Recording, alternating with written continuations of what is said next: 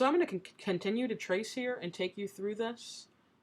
There's another thing we're going to have to do because we have these shapes sharing lines with another shape next to it. There's a certain way that we'll have to organize our file in order to have these shapes specifically butt up against each other and share that line, but still allow us to fill maybe this area with one color and this area with another color. And that's going to come with using our Pathfinder tool, the trim tool in the Pathfinder. So we're going to go ahead and create another shape here, and we're going to work off the shape that we just drew. So make sure you're in the proper layer, you're in your trace layer. We're going to go back to our pen tool by either clicking on it or clicking P on your keyboard. We're going to go to the anchor point in this corner here because we want to draw this triangle-like shape here. Zoom in a little bit.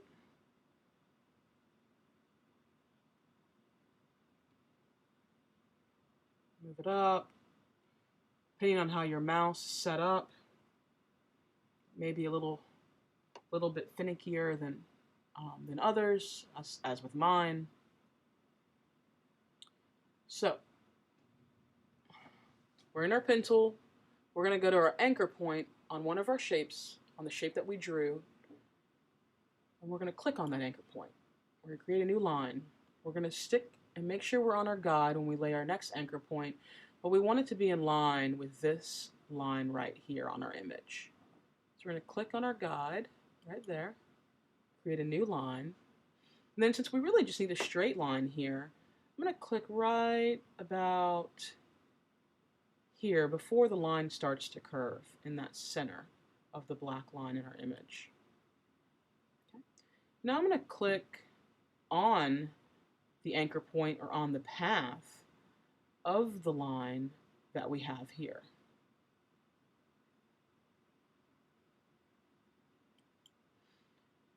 Now, I didn't click and hold for that. So right now, it's probably going to have quite a sharp angle. So I want to go and make sure that this has a bit of a curve around it. So I want to edit that. I'm going to go to my direct selection tool by going to it and clicking on it, or clicking A, select my anchor point, select it again to get, select my anchor point, select it again to get my handles off of it. If you don't have handles appear, don't worry about it. All you have to do is just undo the last step you did with that pen tool by hitting Control Z or Command Z, and it'll take you back to where you can use your pen tool again and start from where you left off. So I'm going to start back with my anchor point, place a point there. Now my next line here, I want to click there, but I want to click and hold. So we have much more of a curved line there instead of having such a straight line. Now you'll see it looks like we closed this up. However, we didn't really close the shape, right? Because we're just working off of this line here on this other shape. We really need to have this shape completely closed. One thing we don't want to do is try to trace over this line to make it exact. The Pathfinder tool is going to help us do that. So what we want to do is we want to actually take it from a point at which is right on that line, and then take our new line off and behind the shape we first drew, and then end it at where we first started the anchor point of our second shape. So I'm going to go back to my pen tool. I'm going to go to my point here, start a new one. I'm going to click, and then I'm going to click inside this other shape. Then I'm going to click right here where the starting point of that second shape was, at that anchor point. And that's going to close this shape up for me. So if I go to my regular selection tool or type V on my keyboard, we'll see that if I click on this new shape, that it has this kind of parallelogram shape to it, which is what we want right now. So in order to get designated shapes that we can fill individually and separate from each other, we have to overlap these outlines of these shapes within our image. So you want to work kind of simultaneously, making a shape, making a second shape, and then using your pathfinder tool. Then you're going to make another shape, use your pathfinder tool. Make another shape, use your pathfinder tool. So we made our two shapes right here. Now one thing, the pathfinder will not actually trim anything if it's a stroke only.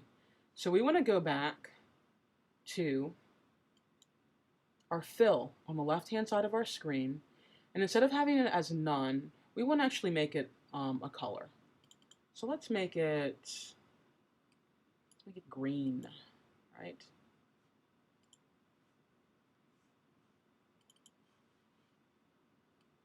Go back to green, click in that area, hit OK. Okay, so now it's green. So we want to have a green area, we want to have a pink area here, but right now, as you can see, that didn't fill it up with green, and the reason being is because we didn't have that object selected when we actually chose that color. So choose your actual object first, then double click on your fill, scroll down to the color you want to fill it with, and select it in the color selection area and click OK. And now your object fills with that color.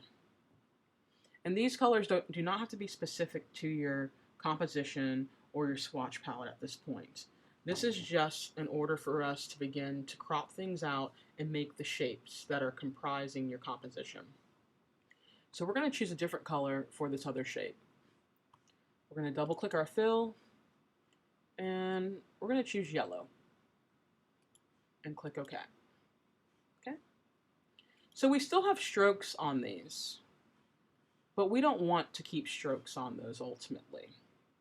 Specifically because with the Pathfinder tool, it's not going to be able to trim this area unless we have only the fill on it. But we'll check. Let's see what happens. So right now we do have a stroke on the outside of everything. We want to select both images. So we're going to select the yellow area and get a selection highlight around that. We're going to hold down Shift and click our mouse again on our green area. Now we have both of those items selected. And of course we did not select our image underneath because it is locked. So we want to go to our Pathfinder tool. And we want to see if it'll trim it out with having a stroke on it. So we're going to click Trim.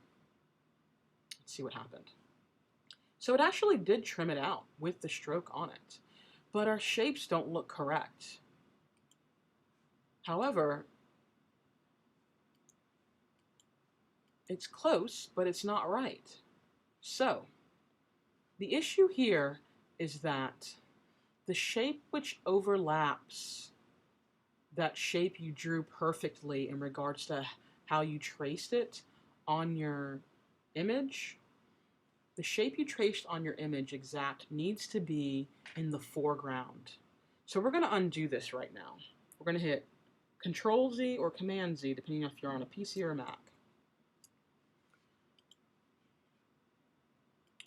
And this one right now is on top, and this one is below. So we can do several things. We can open up our layer image, and then we have our trace layer. If we click this arrow here, we'll see that we have our two shapes here. And right now you can see that that yellow shape is on top, and the green shape is on the bottom. So we're going to reverse these. We're going to click and hold on the green one and drag it up and release it. And you'll see that it'll change to that top layer.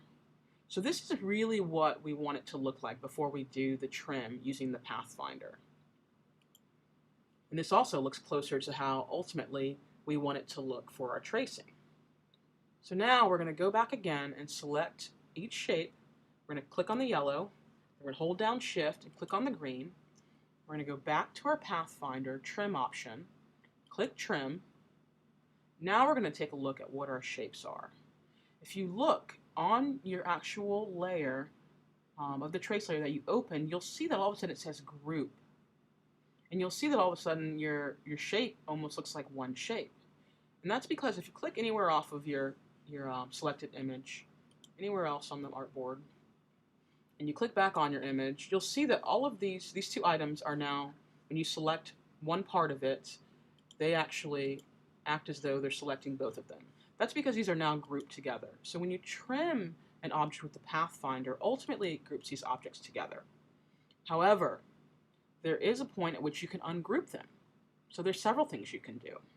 You can right click and you can click ungroup. And now if you look at your layers panel over here, you'll see that you have two shapes now instead of a grouped shape. And these two shapes now have a line drawn that share a common line together.